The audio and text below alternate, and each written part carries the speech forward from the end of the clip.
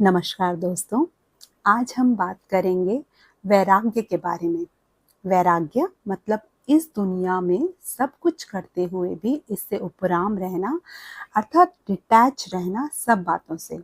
और वैरागी सिर्फ उसे ही नहीं कहा जाता जिसने बाहरी वेशभूषा बना ली, बल्कि एक साधारण सा मनुष्य भी वैरागी हो सकता है, क्योंकि वैराग्य बाहर से नहीं आपके भीतर से उत्पन्न होता है।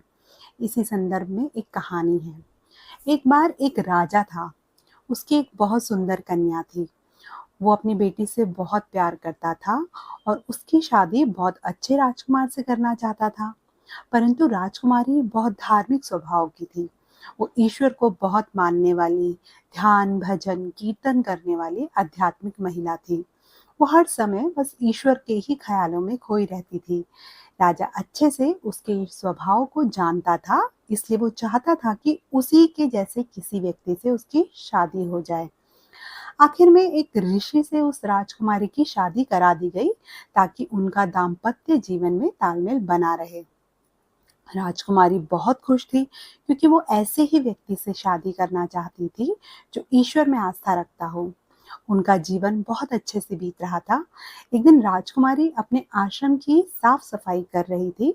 तभी उसने अपने कमरे के ऊपर छत की ओर देखा तो वहां एक छोटा सा मटका था।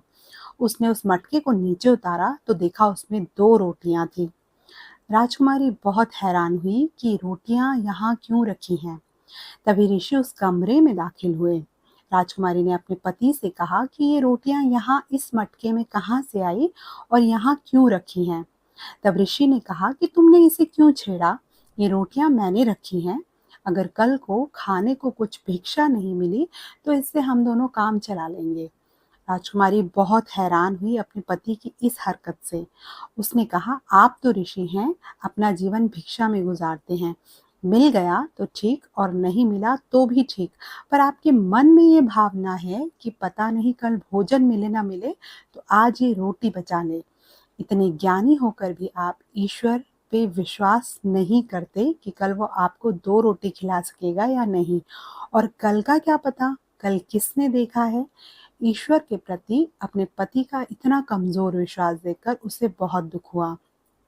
कहने को तो राजकुमारी का पति सन्यासी था, लेकिन मन में फिर भी कल के प्रति चिंता तो थी।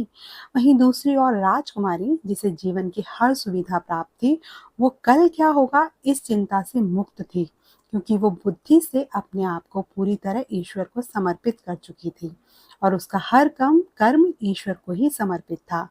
जब हम अपने आप को उस परमात्मा को सौंप देते हैं, तो फिर वो जाने उसका काम जाने। हमें सिर्फ उसे याद करना चाहिए और भरोसा रखना चाहिए। आशा करते हैं आपको आज की ये कहानी पसंद आई होगी। अगर पसंद आई हो तो कृपया लाइक, शेयर और सब्सक्राइब कर दीजिएगा। ऐसे ही ज्ञानवर्धक कहानियाँ आपके लिए लाती रहूँगी। धन्यवाद।